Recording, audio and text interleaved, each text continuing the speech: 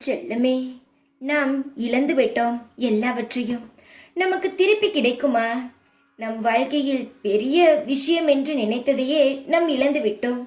இனி நம் வாழ்க்கையில் என்னத்தான் இருக்கிறதோ? எதுவுமே கிடையாது. நம் வாழ்க்கையே வீணாகி போய்விட்டது. நாம் என்ன தப்பு செய்தோம்? நம் வாழ்க்கை இவ்வளவு மோசமான நிலைமைக்கு போனது என்ற காலையிலேயே கவலையுடன் அமர்ந்திருக்கும் என்னுடைய தங்க பிள்ளையிடம்தான் நான் பேச வந்திருக்கிறேன்.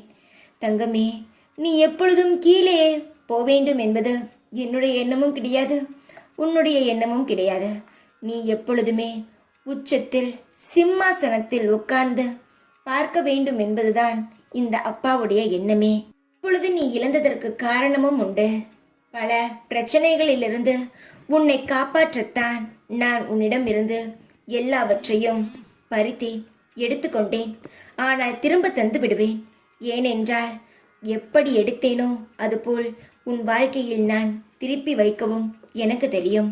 எல்லாவற்றையும் ஒவ்வொரு வார்த்தையை உன் மனதில் வைத்துதான் ஒவ்வொரு நாட்களையும் நீ கடத்தி கொண்டு வருகிறாய். நீ மனதில் நினைப்பது எல்லாம் எனக்கு தெரியும். நீ சொல்ல வேண்டும் என்பது எனக்கு அவசியமே கிடையாது. என்னை நீ நம்பினால் அடுத்த நொடி உன் மனதில் என்ன நடக்கிறது என்பது எனக்கு தெரியும். என்னை நம்புபவர்கள் பக்கத்திலேயே நான் அமர்ந்து விடுவேன். அவர்கள் என்னை பிடிக்கவில்லை என்று சொன்னாலும் நான் அவர்களை விட்டு நகரமாட்டேன். ஏனென்றால் ஒரு முறை என்னிடம் வந்துவிட்டால் என்னை விட்டு போகணும் என்ற எண்ணமே வராது.